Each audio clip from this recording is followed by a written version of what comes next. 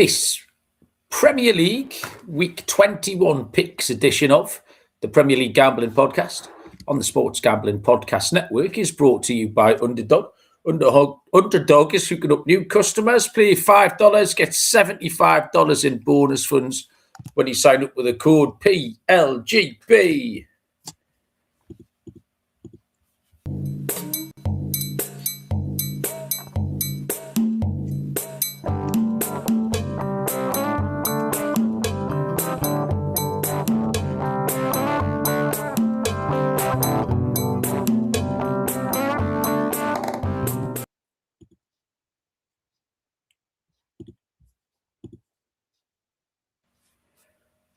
Welcome, everybody, to the Premier League Gambling Podcast on the Sports Gambling Podcast Network. My name is Malcolm Bamford, coming to you from Newcastle upon Tyne in the northeast of England. Today is Monday, January the 5th. We are here to run the rule over a Premier League weekend, which ended on Sunday evening, before we get stuck right into another one, which starts on Tuesday night. It's already been a rock-solid start to the show. I bollocksed up the ad reads. Barry bollocksed up the introduction. So I'm 1-1 after 1 minute 50. Joining me from somewhere in Nottinghamshire is Mr. Barry Pedaluna. Barry, what I want to know first is, how are your tolerance levels, Barry? Are they above or below 5 centimetres? I'd say below. Below this, okay. I'm not tolerating that shit yesterday, that's for sure. I didn't know anything about tolerance levels until yesterday. Eh? I didn't know anything about tolerance levels, did you? If you go back 5 centimetres to the line, it's the first. Why don't you just do that? They've only invoked the tolerance rule yesterday, it seems. Tolerance levels, we'll add that to anyway. We can add that to side shielding. Anyway, Baz, how you doing? I'm doing all right. You just said to me when I come on, I've not got a cold anymore. I feel fresh for the first time in about 3 weeks. I feel fresh. Yes, Barry's fighting back for 2026. Very good. Yeah, it was a fun weekend in that the things that happened last week that made us enjoy it happened kind of again this week. Mainly Newcastle winning, and then lots of the evil teams, enough of the evil teams didn't win. Or conceded late equalised. So that's always a good start to a Premier League weekend. No, Malcolm, in the last 2 games of Premier League football, the 2 rounds of Premier League football, only 2 teams won twice. Oh, Barry, I've got a whole thing about draws. I've been doing a lot of research today, Barry. Yeah, good. We've obviously been looking at the same things. Yeah, it stuck out like a sore thumb, didn't it? Yeah. And probably I can't imagine we're the only people who've noticed it, but I did some adding up on that, Baz. So we'll get to that in a little bit, because I've got like 2 pages of notes here before we even make some picks. So this could be an epic one tonight. The picks were okay. We'll come on to, didn't win much, didn't lose much, but there was enough winners in there, a little bit of bad luck. I was on my travels, Baz. I went all the way to Butlins in Minehead on Friday. I came all the way back from Butlins in Minehead on Saturday, and then did that job on Saturday night. It was the old Butlins staff party, Baz. 800 people. It was fucking chaos. Jesus. There was so many cliches as I was packing the van up at midnight. There were so many bad decisions being made by people, and people being sick, and women carrying their shoes, and there was going to be a lot of fingering went on that night. In the Minehead, in the greater Minehead and North Devon area, there was people getting fingered all over the place. And then Saturday night was the 18th birthday, Barry, but it was the very posh kids, and they're my favourites. I used to do Durham University a lot, but I haven't been there for ages. And Durham University is so this was my first set of very posh kids, and they're just like big daft Labradors. They've got no grip on reality whatsoever, but they're all incredibly polite and just clueless, like we're called Darcy and stuff like that. So it was just fun. I enjoyed that a lot. But we've got lots to get to, Baz. I mean, I think the place to start, I'll tell you where we'll start. We'll start by saying hello to everyone who's joined us, and then we can crack on, because there's news and notes before we make any picks. Callum Schultz, squad number 9, was in. Conor Mack is second, asking about Thiago winning the Golden Boot. I think he's 5 behind, isn't he? Conor is sitting with 80-1 each way. So it's a great fun position to be in. I think it relies on an injury, but why not? You know what I mean? The each way looks nailed on, doesn't it? Yeah, the each way does look nailed on. 5 places. So the Backers family are here looking for some Man United chat, I reckon. AJT97, Rare Live. I don't know if that's a name we recognise because YouTube keep just changing everyone's names. For some reason, Shane's here from New Zealand, Fefref is in, and Joe Dollar is here. It's tempting to need Lust, but I'm not buying that tonight. Anyway, Baz, you can lead us off with Ruben Amorim. He was given the 9-10 jack this morning, judging by your silly little face. You find the whole thing quite amusing. I'd rather he stayed there. And it just didn't inspire any strong feelings of me one way or the other. And I kind of feel a bit like this tonight. I haven't really got anything sensible or insightful to say about it, funnily enough, Baz. Yeah, I mean, it's one of those where I think, as far as we're concerned, he was doing all right, so I would have been quite happy for him to crack on. But as you said to me this afternoon, they'll only go and fuck it up with whoever they appoint next. That's the good thing, yeah. Latest betting? Do you want me to throw them out there for you? Yeah, go on, mate, yeah. Have a quick look at what we've got. Odds checker are showing Oliver Glasner as the favourite. Various price. You got to shop around. Like, he's even money at Bet365, but you can get 7-2 elsewhere. Oh, wow. Darren Fletcher is, he's the interim manager, but he's also a short price at the moment. He's about similar price, 3-1. Maresca's in there at 6s or 7s. If Maresca didn't want to put up with the interference at Chelsea, I don't see why he'd go to Man United from there. Gareth Southgate's in at 8-1. Remember, I backing him last time around, didn't I? I went for Southgate. Yeah. But yeah, it seems a little bit wide open. There's no obvious favourite at the moment. Glasner was the first one that came to mind for me. But yeah, still seems a bit open. It would surprise me if they let Fletcher keep it till the end of the season and make a move at the end of the year. Yeah, Fletcher is into rimming. He might be for a few more months. That's it. Never gets boring, that joke, does it? But AJT's a Toon fan saying he hopes to go for Southgate. Is that in case they go for Howe? There's no way Howe's going to leave. I think it's more the fact it would be funny. I think everyone would find it quite amusing if Southgate was the answer. Yeah. I'm not sure why now they've sacked Amorim, other than his sort of outburst the other day, but it's not the first time he's sort of talked in riddles. At no point did he look like he knew what he was doing. And I've said that regularly, like pre-game, in-game. I don't know what training looked like for them to turn up. Man, isn't he? Like, and I think he was he trying to force it with his comments last week? I don't know. As you say, it wasn't the first time. Yeah, maybe. A little bit bizarre in terms of the fact it was almost identical to what happened to Maresca, where he just, he made those comments in a press conference and within a week. It's the type of owners who won't tolerate any of that. But he definitely hasn't been helped by that clown show behind him, old fucking Sir Jim, with the long pockets and short arms. But the thing with Amorim, I quite liked him. Liked a strong word because I don't like any of them fuckers. I didn't dislike him.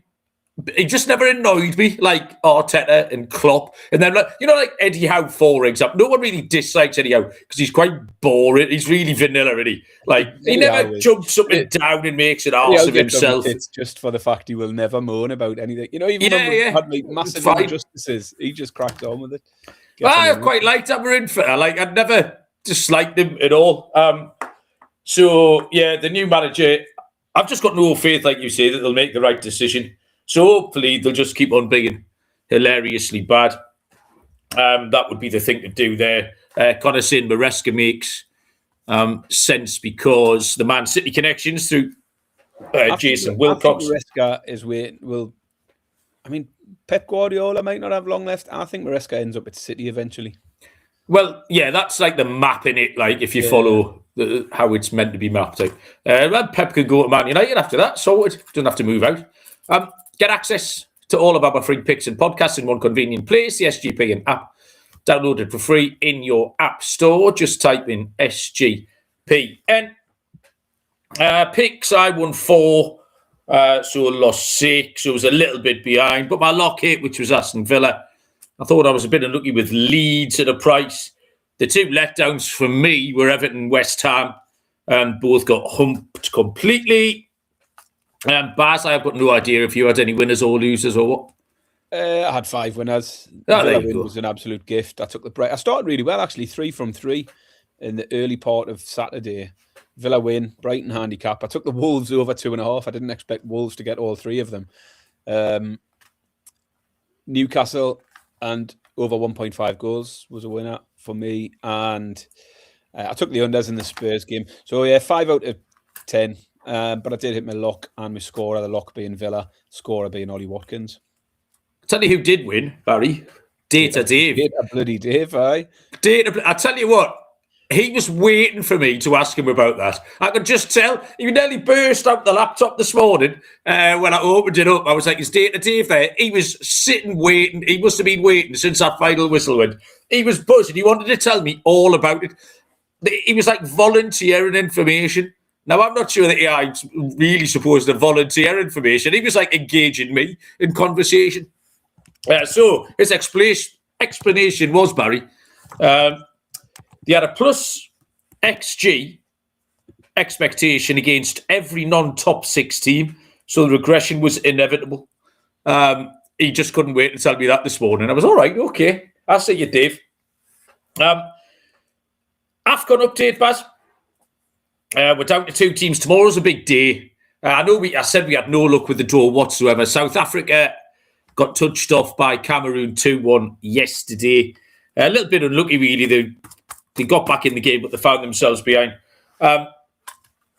So tomorrow, Burkina Faso and Congo go tomorrow. We've had some really good interaction from Africa on the YouTube Shorts. YouTube Shorts, apart from tonight, because we bet it, Barry, as we discussed. The winners have been really good. We had the Sudan goalkeeper saves, which cashed by half-time on Saturday. That both teams are scoring over 2.5, and South Africa hit it 2-1. So, good picks over there. Like I say, Congo. I'm doing Congo Senegal commentary at 4:00 tomorrow. So looking forward to that. And then Burkina Faso.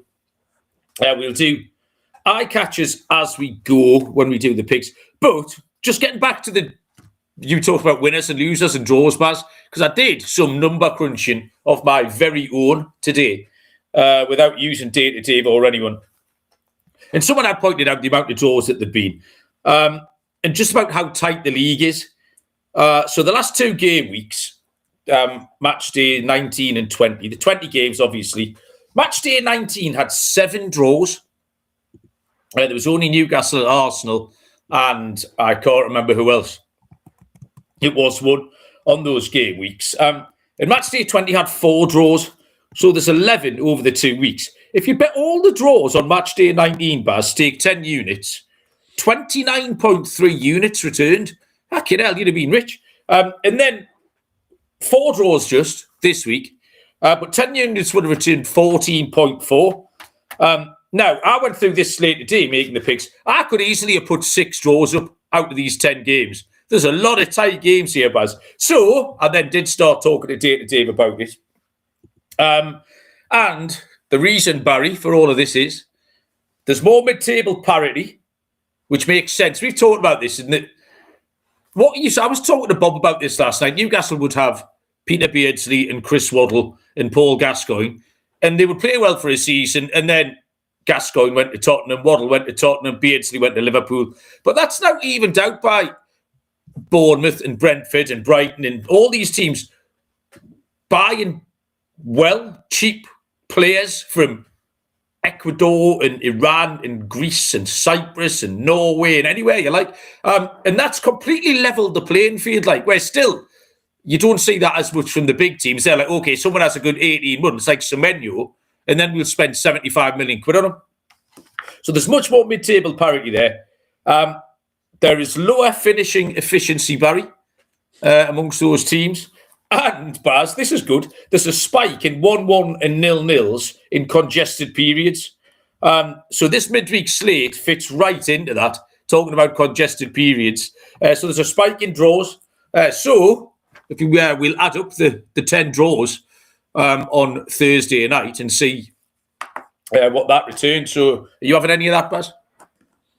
I'm having all of that. Yeah, it has been a funny old week though. As I say, when I looked at the form table, and so only Newcastle and Arsenal won back to back in the last 2 games. And then you look at Man City, draw, Liverpool, draw, Chelsea, Man United, Sunderland, Fulham, Spurs, and Leeds United, all draw, back-to-back draws as well. So, there's a pattern in terms of the teams who are hitting them as well. But yeah, funny old time. There's a lot of teams who have struggled over this Christmas period. And that's what I was saying last week about how Newcastle fans were still getting the knickers in a twist, despite the fact we were winning games. And it was still the same after the Palace game. People saying, oh, we made hard work of that. Like, it's not easy to win back-to-back games at the moment in the Premier League. Not many teams are doing it. And as I say, we saw it again this week with a lot of big teams not able to see out a game. Yeah, the draws this season running about 30%, which isn't much higher than normal. It's normally 28, 29.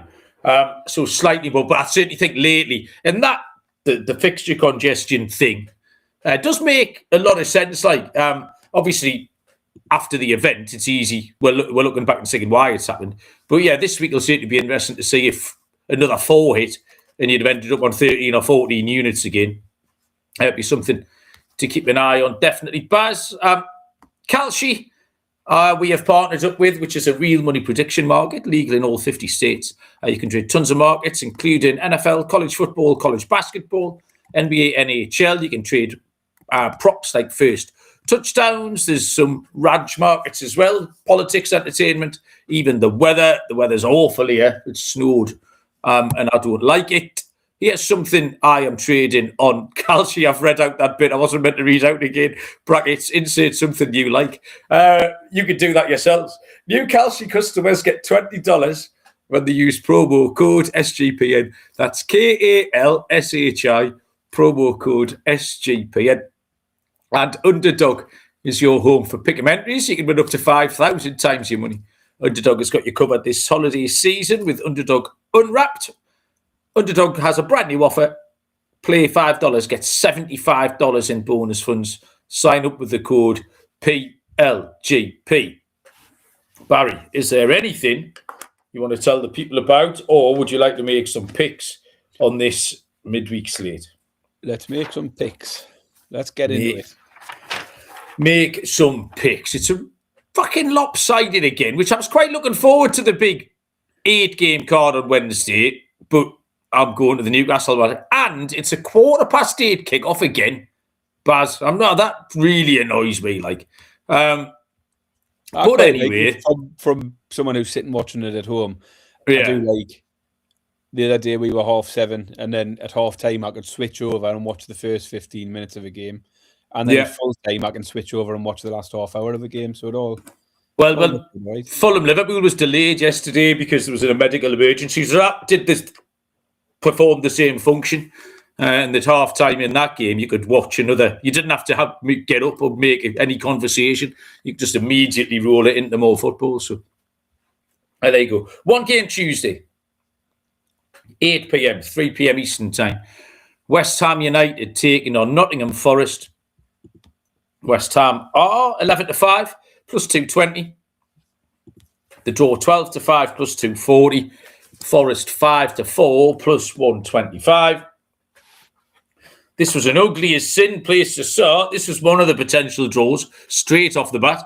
18th versus 17th.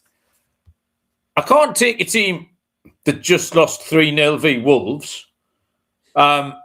That doesn't seem a very good idea, does it, Baz? And with no win in 9. Home form for West Ham, 1-2. Drawn 1, lost 7. But Forest were absolutely terrible at Villa. That was a pathetic attempt at a performance. I'm not having Sean Dyche on. He really winds me up. Do you know, like, he portrays himself as quite a sort of clever person. Everything he says is to put himself in a position to not be responsible for anything. Like, if they win, it's not me. I did say 3 weeks ago it was nothing to do with me. That's it. After the game, the weekend, when they got stuffed. Oh, well, I said it was nothing to do with me. We've had the same points as Sunderland over the last 6 games. Everyone thinks they're brilliant. He just excuses, like, he puts himself in a position to blame anyone else but himself. They were so passive against Villa at the weekend. They just didn't join in. It was great for us. Villa were a best price. One of the best bets of the season, Villa. Forest made no attempt to join in that game at all. They've now lost 4 in a row. And this is kind of instinct, because there's data to back this up. Is really neutral. Both teams are 4-4 to the over and under 2.5 in the last 8. So it's right down the middle. But I just think both managers are going to set up really cagey here. This is going to be 2 frightened teams, both scared of losing. Shane's got it spot on. He's gone both teams to score no, which is very, very similar to my under 2.5 pass at 9-10, -111. Yeah, I've got the word cagey in my handicap here as well, so we're right on the same lines. And Forest are just short of goals as well, aren't they? I was out drinking on Saturday night with 3 Forest fans, and they're fed up with it. But and they were talking about like the amount of crosses they're putting into the box, despite the fact they just don't have anybody that can get on the end of a cross. If Chris Wood was there, they'd probably get a few goals from it. But the fact that he's missing and likely to be out for quite a while, it's hard to fancy anyone here. It does look a big game at the battle at the bottom of the league. 2 teams bang out of form when managers coming under a little bit of pressure, despite the fact they've been there just 3 months. Forest had a shocker over Christmas, 4 defeats in a row, scored only 2 goals. And I say West Ham haven't been much better. 1 point from their last 5 games now, and failed to score in 3 of their last 4 as well. The points did come from a home game, did come against Brighton, but with no win in 8 now for West Ham. You said 9, so I might have miscounted there. And a 3-0 humping at Wolves last time out. It's impossible to get involved with West Ham. And impossible to take either side with any confidence. I was a little bit surprised to see Forest such clear favourites, because they haven't shown much more than West Ham have. But like you, I just thought it would be a cagey affair. Neither team wanting to lose this, and therefore lower scoring was the obvious way to play it. Under 2.5 goals, 10-11. Okay, oh shit.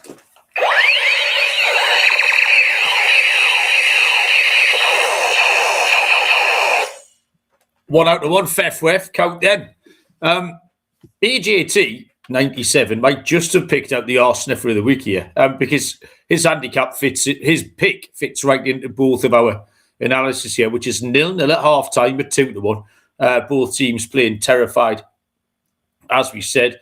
The abstract Homo sapiens here, let down by Egypt tonight. Egypt did the usual Liverpool, Real Madrid thing. Mo Salah did nothing, was dog shit, and scored a breakaway goal, and then runs off like he's single-handedly won them the match in the 124th minute or something. Absolutely unbearable. And in that game, I tell you who else I spotted who was dog shit. Marmoush. What has he been playing this season for them? Like Man City? No, not a lot. No. Nah. I tell you what, he was pony tonight, by the way. The last thing I remember him doing was he thunder-twatted one in, didn't he, at the back end of last season? And everyone was wetting their knickers. He was pony tonight, so there's something to keep an eye on. Noah Nixon. Noah's here. Welcome along, mate. How are you? Double chance in that one. So there you go. Sorted. Next up. So Wednesday night, 8 games. Get your coupons out. 1, 2, 3, 4, 5, 6, 7 30 games, none of which are Newcastle. The first one on the card is Bournemouth taking on Tottenham Hotspur. Bournemouth 21-20, plus 105. The draw is 13-5, plus 260. Tottenham 12-5, plus 240. Barry. 11 without a win now for Bournemouth. But it wouldn't surprise you massively if this was a game where they ended up breaking that against Spurs. They didn't disgrace themselves in defeat to Arsenal, 3-2, pushed them to the wire. And a 2-2 draw against Chelsea before that wasn't a bad result for Bournemouth. They have scored 10 goals in the last 5 league games, and both teams to score has hit in all of the last 5. Only one of them games went under 2.5, but both teams to score hitting in all of them. So there's goals all over the place in Bournemouth games. That said, the Spurs form flies in the face of that recently. Their last 3 all came in under 2.5. I was tempted with the goals initially just from looking at the Bournemouth form. But in the end, I ended up looking elsewhere. The prices took me elsewhere, really, because two poor sides in poor form, both struggling to win games. And I just didn't think there was a lot between the two of them. Therefore, Spurs being as big as 12-5 against a side with no win in 11, the price just seemed a little bit too big. I don't want to back Spurs to win. But even a toothless Spurs side can find goals against this Bournemouth defence. Everyone's putting up goals against them. Bournemouth aren't winning games. Neither are Spurs. But they don't have to. Yeah, I'll take Spurs double chance, a short one at 8-11. But 8-11 to get something from a team who haven't won in 11, I think it's all right. Spurs are a big price for me. Spurs double chance, 8-11. Yeah, it was another unappealing one where if it finishes in a draw, you just shrug your shoulders and move on. It's 15th v 13th. When was the last time Bournemouth won, Barry? What date? Well, it was 11 games ago in the Premier League. It was it was October the 26th. Can you imagine? That's a long That's time. Like nearly is an entire year. We're going to qualify for the Champions League at that point. We were, yeah. 5 draws and 6 defeats, including home games against Burnley, West Ham, Everton. So they're all teams. So I don't know why you can't bet them at this price. There's a few people. I could bet them at a bigger price, I think, is my point. I would not be surprised if they would. I don't know why these prices are mad. Surely this should just be like 13-8 each or 2. There's no difference. If the two teams swapped shirts at the start, you wouldn't know who the fuck was who. They're both shite. So Tottenham have got an ugly 1-0 at Palace in their game log on the 28th of December. But back-to-back draws, Sunderland and Brentford. They have got 5 away wins, and 4 of them were against the teams all around Bournemouth in the league. The 2 above them and the 2 below them. Everton, Palace, Leeds, West Ham. So that's a rock-solid form line, like a proper old-school form line. 3 unders in a row offsets Bournemouth's goal trend. You pointed that out. So I dipped into the stats bars, didn't I? Cheated. Bournemouth have got some interesting attacking stats. The XG is 5th in the league. 5th for shots. And the 3rd for shots on target. And you kind of saw that against Arsenal at the weekend. Like, I was getting ready to go to work. I was backwards and forwards, putting my shirt and everything on. But every time I looked at the telly, like, someone was having a pop for Bournemouth. So, team total is short. Joe's pointed out the team total. Over 1.5 goals is short at 5-6. 5.5 shots on target for Bournemouth is even money. And the way they play, Tavernier likes a ping. David Brooks is another. I'd looked about putting a little bet builder together, but that's kind of not what we do for these main picks. Semenyo had 4 the other day. Was it the Man City game, maybe? Semenyo had 4. Brooks gets a load off. Tavernier gets a load off. So the shots in them, yeah. Over 5.5 Bournemouth shots is even money. Next 7:30 kickoff is Brentford taking on Sunderland. Brentford are 4-5 minus 125. The draw 13-5 plus 260. Sunderland 7-2 plus 350. Ends in a draw. Anyone surprised? We're in again, Baz. 3 out of 3 so far. 7th for 8th. Like, everyone's playing each other's then table neighbours. Brentford are flying. Brentford in 7th. I mean, Dofia Captain Keith Andrews, like, everyone was ripping the piss out of him pre-season. So stick that up your bracket. Like, 11 points from 5 games. They've scored 4 in 2 of the last 3 games. But 4-5 is short, considering they've drawn 2 of their last 3 home games. Tottenham and Leeds, fairly comparable, you might say. And Sunderland, the cockroaches, just won't lose. They just refuse to get beat. They've lost 1 game in 8, which was the Man City game away. They have drawn 5 of those. 5 unders in a row. And only 2 of their last 9 have gone over 2.5. The 1-1 draw of the week is live at 11-2. I think the draw is live at 13-5. Could be a 0-0 at plus 260. But my official play is under 2.5, 4-5, minus 125. Yeah, two teams coming into it unbeaten over the Christmas break. Sunderland with 4 straight draws. They've actually only won 2 of their last 11 league games now, Sunderland, but only lost 2 as well. So they are full of draws all over the place. Brentford have done better, 3 wins and 1 draw in their last 4, and 10 goals scored in those last 4 games. It did make it a tricky one, as you got Brentford, who are winning games, scoring goals, up against Sunderland, who aren't losing and aren't conceding many. Sunderland have just conceded only 2 in the last 5 games now, and that's the form I followed. The unders has hit in 5 in a row for Sunderland. Brentford might be good enough to win this in their current form, but if they do, a 1-0 could definitely be on the cards. I'll take the under 2.5 goals, 4-5.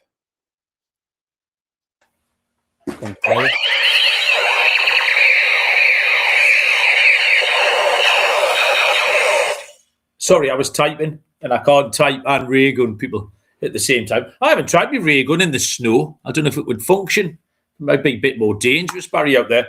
Under 2.5 goals for AGT, so that's a triple play on that one.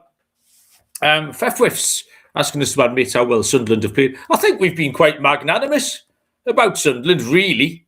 We've said several half nice things, and we haven't slagged them off. Like, I took the under 2.5 against Spurs because I said Sunderland were resilient, are hard to beat. Spurs, yeah, the hard team to break down. I picked the winner. Yeah.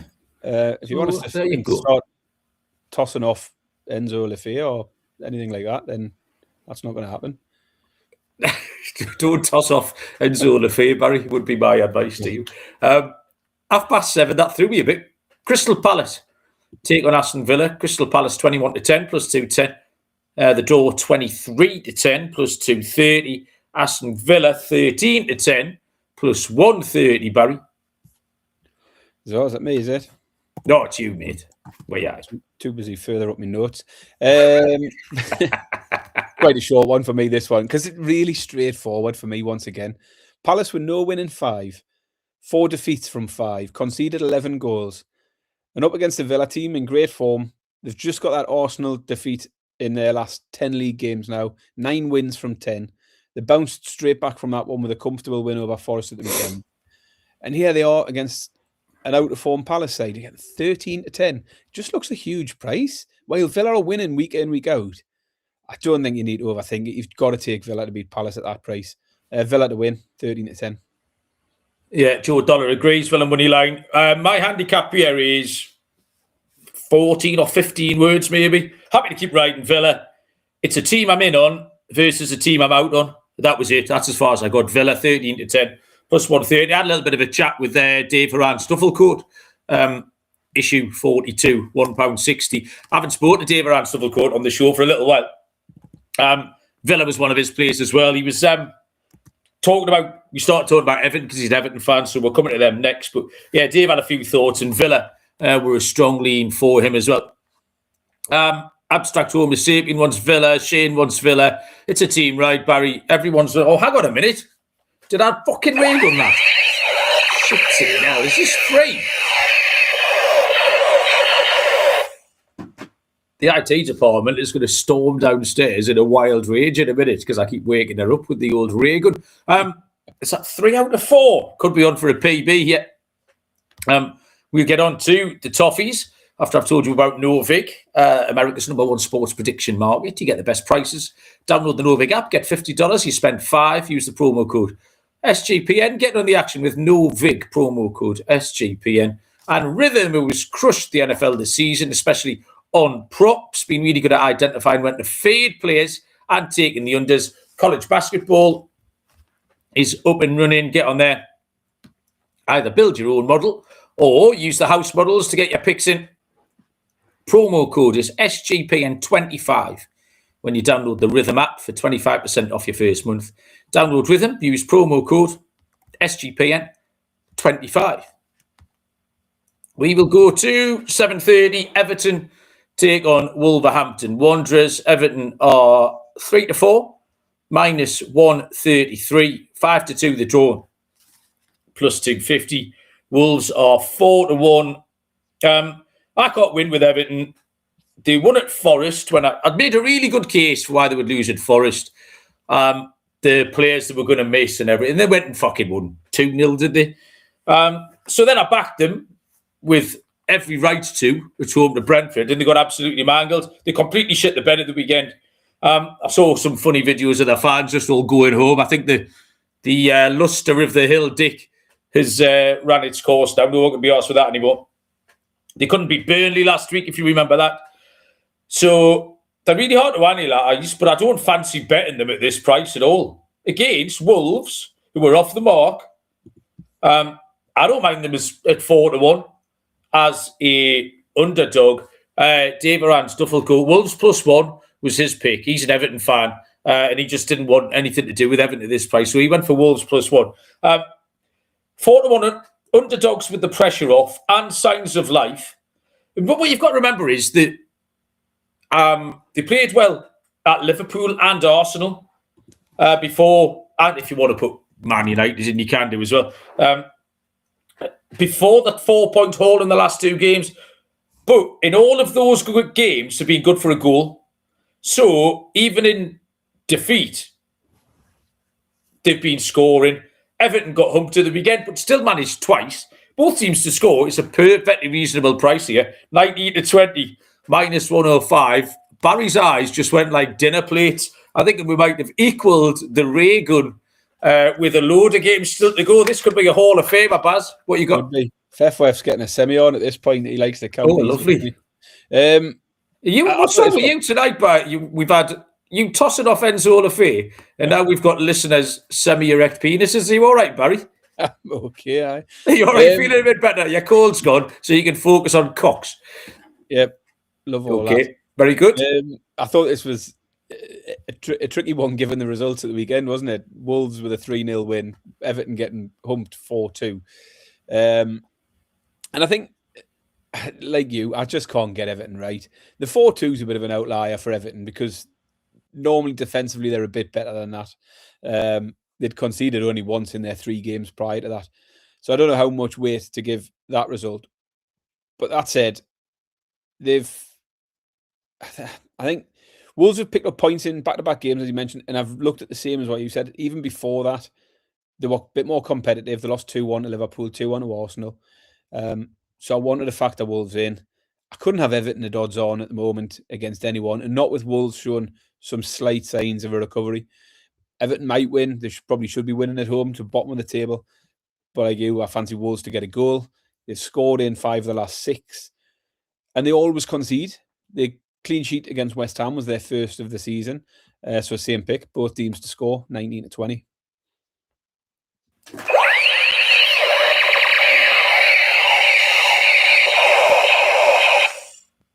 I was a bit slow on the ray gun there. There was a DRS review in the cricket, Barry. Not out is the answer. Hwang, 2 fouls at 10-11. Has made 11 in his last 5 games. So there's the player prop from Fefwef. Cheers for that. Turn the page. 1, 2, 3, 4, 5 games left to get one more fucking ray gun in for the record. This is quite remarkable stuff here. 7:30 on Wednesday. Fulham take on Chelsea. Fulham 23-10 plus 230. The draw 13-5 plus 260. Chelsea 15-13 115. Just laughing at Fefwef's comment. It's a family show. Barry, this is you. Yeah, I was also distracted by that. I think we'll be on different picks here. But anyway, Chelsea, no win in 4 league games now. Both teams to score has hit in all 4 of those games. They have had 3 draws and a defeat to Villa in those last 4. Fulham, meanwhile, unbeaten in their last 5 league games. 3 wins, 2 draws. But as I said last week, the fixture run over Christmas has been very kind to them. The wins have come against Burnley, West Ham and Forest. They haven't got any real scalps so far this season in terms of beating any of the top sides. They win the games they should be winning, but they've lost games to Arsenal, City, Villa, Chelsea, Newcastle. Any of the bigger teams come along and they're getting beat. And so I'm going to take them on here. I'm going to go for a Chelsea team total. They've scored 2 in 3 of the last 5. They've only failed to register a goal once since the first day of the season. So they'll always get you at least one, Chelsea. So then can they go and get the second? And Fulham have conceded 2 or more in 5 of their last 8 in all competitions. So I wanted to factor Chelsea in here. Fulham just don't have a good record against the teams up the top end of the table. Chelsea over 1.5 team total at 10 to 11.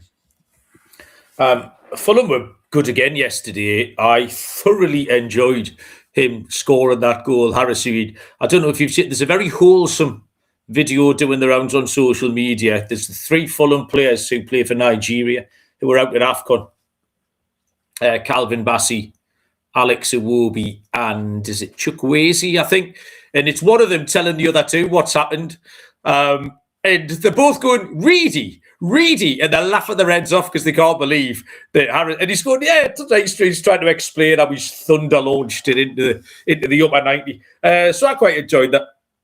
I enjoyed that baldy Irish fella celebrating while that was flying in as well.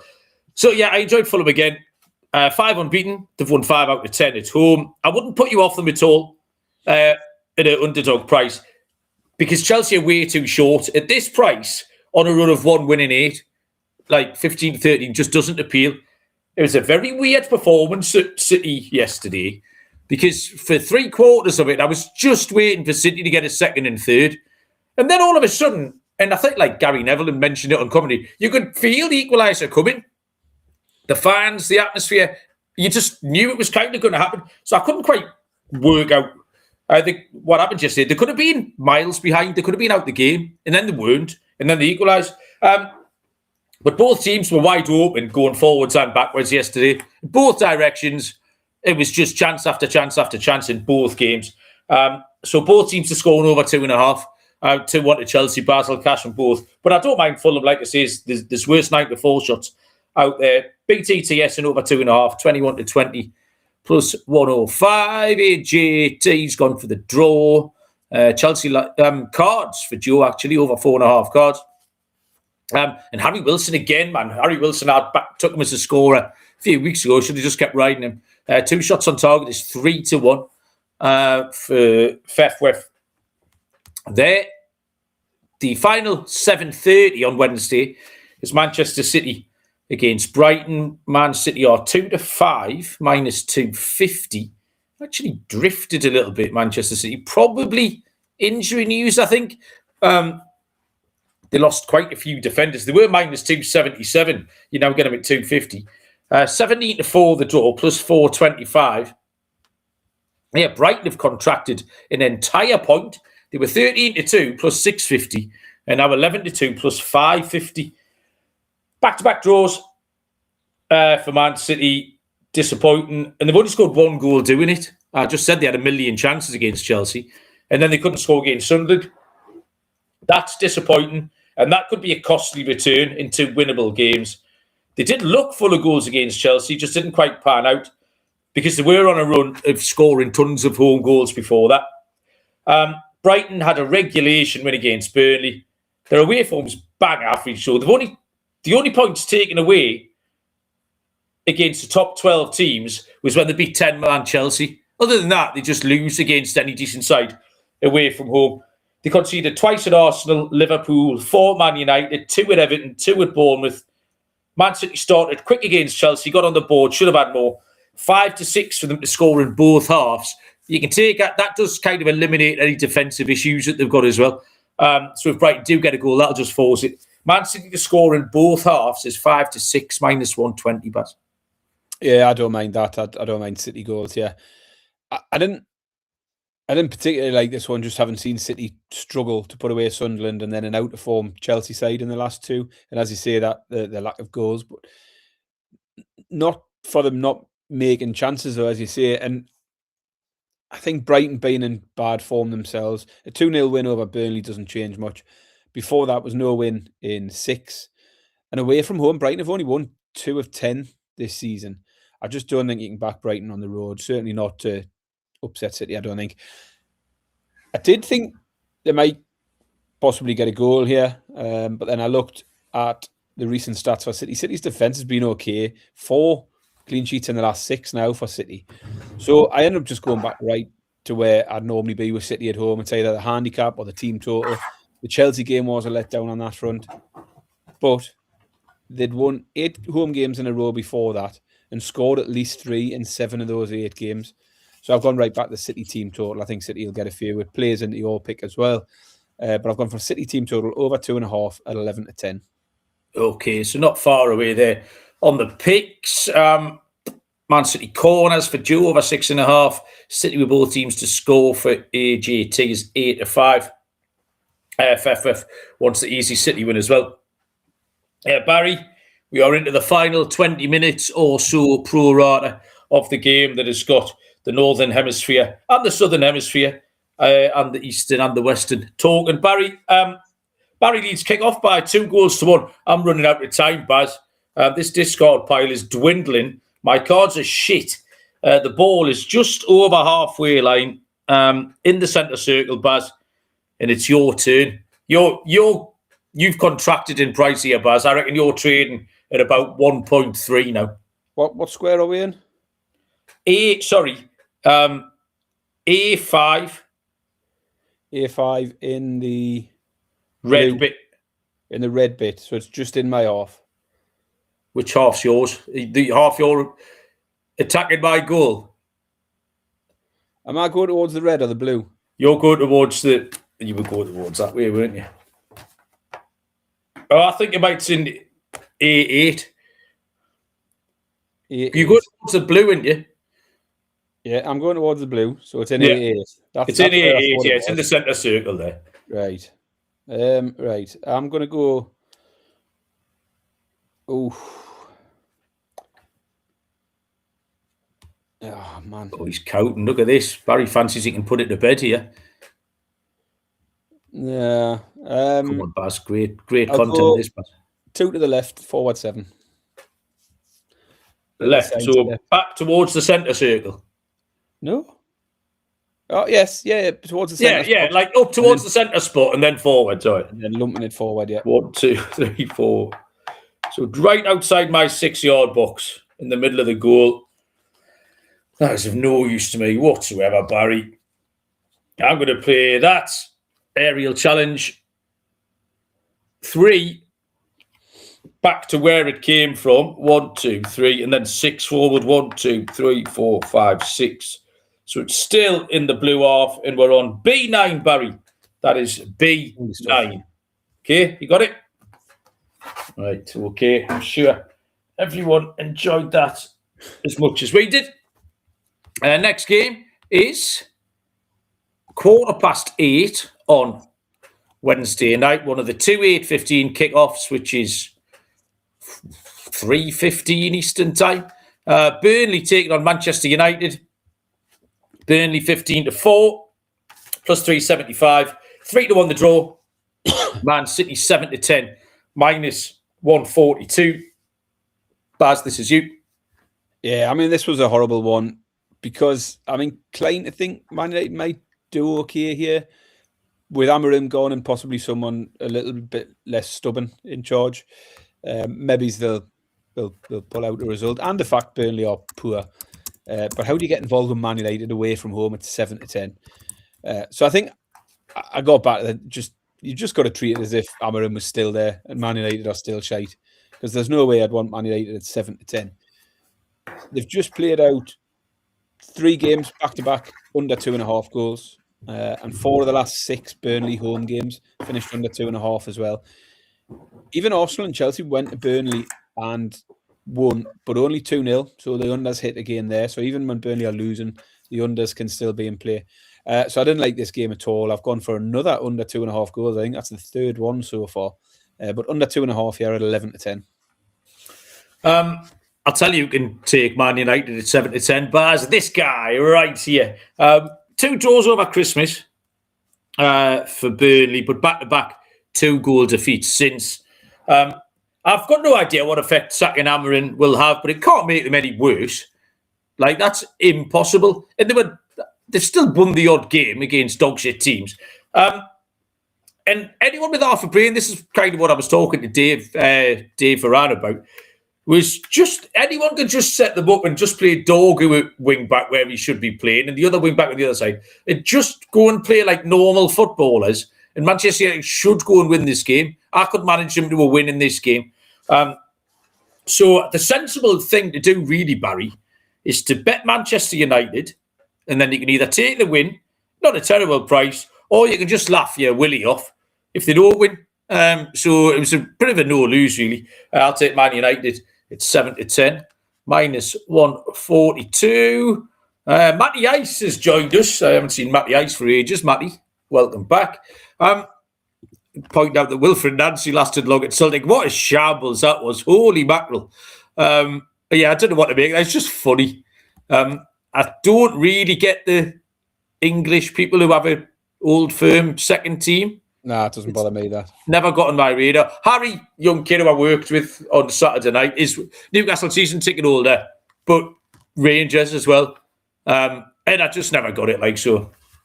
There you go. But no, I enjoyed all of that. I just want Hearts to win it, like, just because why not? Everyone loves a good underdog story. Where are we going next? 8:15. Newcastle United taking on Leeds. Newcastle 13-20, minus 153. The draw 14-5, plus 280. And Leeds are 17-4, plus 425. There's a couple of key moments in the Newcastle Palace game because Newcastle largely looked the better team. Will Hughes missed that chance. The first goal was important. But ultimately, Newcastle deserved to win. But it's crucial that we back it up here. We've had so many false dawns this season. So we've got to Burnley and got the away win, which was important. We've then picked up this win. And we said before the last round of games, if we pick up 6 points off Palace and Leeds, if we picked up those 6 points by 10:15 on Wednesday night, we're just in all of a sudden a much, much better position. We can start looking forward again. But Leeds are going to be a tough out here. They've got no defeat in 7. They're chipping away. They're just giving themselves an excellent chance of staying up. They're keeping Forest and West Ham at arm's length. And they're playing well too. I've enjoyed watching them. A little bit like Sunderland. They've got a lot about them. They're going about it in an entirely different way than all those dog shit teams did last season. Those pathetic efforts from Southampton and Ipswich and whoever else it was. But still, away from Elland Road, 1 win and 3 draws, 6 defeats. And Newcastle look physically a lot stronger, like squad-wise. So we've seen Wissa come in, make a difference. So we've got options there. All the wingers are fit. Tino was back, came off the bench on Sunday. Trippier was back on the bench. So we've just got more bodies around the place. Newcastle to win and score 2 goals doing it. So Newcastle to win with a team total of over 1.5. It's 19-20, minus 105. So close. Close to the record. So stand by your bed, Fef. Well, I've got a default play for Newcastle at the minute when we're at home, and it's hitting every week. So I'll keep playing it, or hitting most weeks. Did lose it in a couple. But, I mean, it's still not been brilliant from Newcastle, but back-to-back wins at a time where, as I said earlier, everybody else in the league is struggling to hit 1 win, never mind 2. So in a much better position. And as you say, big opportunity now with Leeds at home and then Wolves away the next 2 games. Things could be looking very different. You can't get away from the home form for Newcastle. No defeat in 11 games now. Scored 2 goals in all 11 of those games as well, which helps you. Leeds have had a really good few weeks to move them up the table. No defeat in 7 now, but they have only won 2 of the 7 as well. And their away form has only 1 win all season. Win against Wolves is the only away win Leeds have. They have pulled off 3 draws in a row recently. But I'm sticking with Newcastle here. It's a regular one for me, as I say. Newcastle to win. Tag on the over 1.5 goals. So we are very close. It's even money. And it's essentially the same pick. But not getting a ray gun though, Baz. Ray gun, no, can't be. No, it's not happening. If I win, we win. ATG's gone for, and I like this, Bruno G to have 1 shot on target at 6-4. He's just been a lot more advanced recently. I'll tell you what, he's he should pick the team up by the scruff of the neck. If it's not going well, Bruno can go and affect a game more than I've seen a lot of people do in the 50 years I've been watching. Newcastle win with both teams to score for Joe. Newcastle to win with over 1.5 Leeds cards at 13 away. It's an interesting angle from Fef if he's cobbled one together. One more game, just. Bloody hell, we've nearly blown this, Barry. There's no record. Is there going to be a record? Arsenal take on Liverpool on Thursday, 3 p.m. Eastern Time. Arsenal 4-6. Actually, Arsenal 3-5 now. Minus 150. 31-10 the draw. Plus 310. And Liverpool 4-1. Barry, finish us off with a winner. Yeah, I didn't like this just because the price for Arsenal made it a bit difficult. It really should be an Arsenal win, shouldn't it? Their home form is faultless. 9 wins and a draw from their 10 home games. And Liverpool continuing to look vulnerable every week. That said, they aren't losing many games. They're unbeaten in 9 in all competitions, which still seems a bit mad to me because they've been absolute garbage. They're 8 unbeaten in the league, but they haven't faced any of the top sides in that stretch, Liverpool. And the thing that would push me towards Arsenal, as well as the form, obviously, it's just the mentality at the moment. Arsenal have got that winning mentality. They've got the belief that they'll win games regardless of the situation. They feel like they'll come back and win it. Liverpool used to have that, but at the moment, they just look mentally weak. They look vulnerable, as I said before. So Arsenal should win it. The concern for me would be the record against top sides so far this season. They did deal with Villa the other week, but you look at the games where they have dropped points, and there aren't many of them, but they've dropped points this season against City, Liverpool, Villa, Chelsea. Most of them away from home. The 1-1 draw against City is the only one at home. But that form against the top end sides, it leaves a little bit of a question mark. So Arsenal are just a bit too short for me to take them. So I've gone for goals. 5 of the last 6 for Arsenal went over 2.5. They've scored 13 total goals in the last 3 games alone. So I'm going to take the overs. Over 2.5 goals at 8-11. Barry, there will be no gun record this evening. Unbelievable after that start. Arsenal will feel, I think, psychologically that this is a massive hurdle. 5 wins in a row. Like you've just said, they are winning games. And they've won in lots of different circumstances. It hasn't really been straightforward. The Villa game, they got away from Villa in that one. But there was the late goals against Wolves. There was the OGs and the penalties. But they've won 9 and drawn 1 of their 10 home games. They are 14 points in front of Liverpool now. But you're right, I don't know how Liverpool aren't losing. Unbeaten in 8. But the pure form line, isn't it strong? Draws against Fulham, Leeds twice, Sunderland. They draw with Wolves as well, didn't they? That was a draw as well. They've only won 4 10 away games. They've lost all 3 away games against top 7 opposition. And they conceded 8 goals doing it, Liverpool. So you're right, they look vulnerable. They look completely vulnerable. Arsenal have stepped up in these big home games. What we talked about, statement wins. Villa was one. And the Bayern Munich game stood out as well. When they've needed to go and do it, they're right, oh, this is it, now we'll go and do it. My pick is Arsenal to win in over 1.5 match goals. It's 5-6, minus 120. Maybe 2-0, 3-1, something like that to Arsenal. But I think Arsenal can get them done. So Arsenal to win with over 1.5 match goals is 5-6, minus 120. Barry, we've landed right on 59 minutes, like we always do. Do you want to lead us off with your exotics? Yeah, I'll jump in. My lock once again will be Villa. Villa at 13-10 is going to be the lock for me. The underdog, I didn't like many dogs this week, but I'll take Spurs at 12-5. I think they're alive and a decent price. My scorer this week's going to be Cunha for Man United. I think Man United should go okay against Burnley. So I'll take Cunha at 13-10 anytime. 9-2 first or last. Corned beef pie is over 2.5 goals in the Man City game, the Newcastle game, and the Arsenal games. That comes in around 100-30. And I've gone back to the underdogs for my stake and Stilton Aka. Spurs are a decent price as an underdog. Wolves are a decent price as an underdog. And then I'll tag in Villa, who aren't an underdog, but are a good price to boost that up a bit. Spurs, Wolves, and Villa all to win, 37-1. Goal scorer? I've already said Cunha. Oh, yeah, sorry. You did it out of sequence, but just to throw you off a little bit.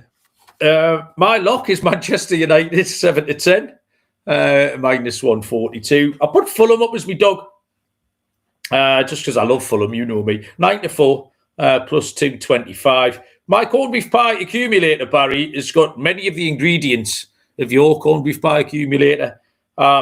Money line on Newcastle, Manchester City, and Manchester United. 29-10, plus 286. You get that one. So just one team different. If I stay in Stilton, again, we're on this very, very similar lines here. I've taken a team total treble this time. Over 1.5 goals for Fulham, over 1.5 goals for Wolves, and over 2.5 goals for Man City, which is a pick you put out yourself earlier on. And that pays 21-1. It's not the biggest. You've got to love my anytime goal scorer. People say I say mean things about Manchester United, particularly this man. Anytime goal scorer, Barry Casemiro, he gets the most free headers of anyone I've ever seen, doesn't he? He makes first contact of every set piece they put in the box ever. I don't know if has anyone said, I'll tell you what, mark him. Like, he just gets a free header on everything. It really annoys me. So this week, I thought I got the other side of it. He's 18-1, first and last, 6-1 anytime. His big fat Casemiro. Dave, honestly, absolutely, I've said full of himself today. This week, Barry, the key points for Dave are travel plus rotation plus teams underperforming their XG by 10 to 15%. They're the teams he's fading. The answer is Bournemouth team total over 1.5, 5-6, minus 120, which I think was a play we kind of danced around ourselves later on. And because I'd talked at length to Dave about very sensible things, I didn't ask him anything frivolous this week. He seemed too locked in, but I think I'm all out of things to say, Barry. Do you tell us what you had for tea? Have you got any crack or? Nothing exciting for tea today. I had a bowl of ramen. It's quite just a simple one. But no, not a lot of crack, really. I am doing a bit of a challenge. I said no New Year's resolutions the other day, didn't I? But I have set myself a little challenge, a little goal for January to walk 10,000 steps every day. I looked at my fitness tracker data from last January. Guess what my average steps were per day last January? This is going to be really funny, isn't it? It can't just be in the hundreds. I don't know. You see, I don't know how many steps people normally do. Mine would be in the hundreds, I reckon. 3,086. Yeah, 2,140 was last January. I mean, bearing in mind, there's days where I go to work and I have to walk from the car to the off. I don't know how 2,140 is very low. By the end of the year, I did push that up. I was averaging about 8,500 by the end of the year.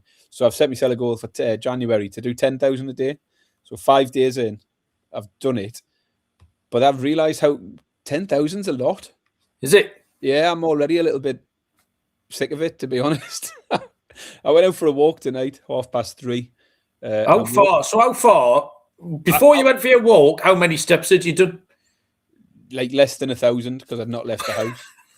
So I had to do something. I had to take some evasive action. Now, I'm fortunate. I've got a treadmill in the house, so I can wrap up the day. If I need to get some extra ones in the day to get me there, I can jump on the treadmill. But I'm trying to get out for a walk. So I went out for a walk.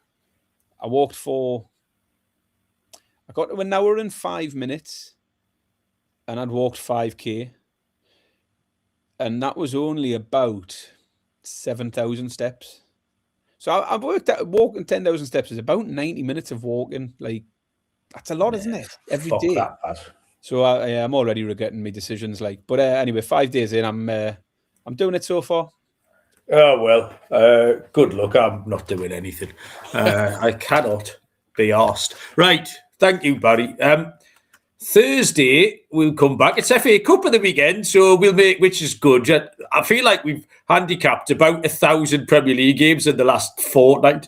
It's been incredibly busy. Constant, yeah. So the FA Cup, we might do some outrights, and then we'll take a selection of, actually, Dave Horan told us to back Wrexham against Everton, I think it must be.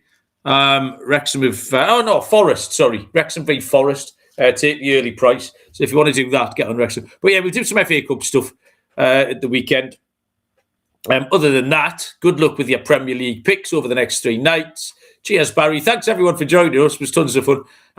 Get over on YouTube daily and thumbs up and like and share the AFCON shenanigans. Hopefully, one of Congo or Burkina Faso can keep us in the tournament tomorrow afternoon. Until then, we will see you all down the road. Cheers.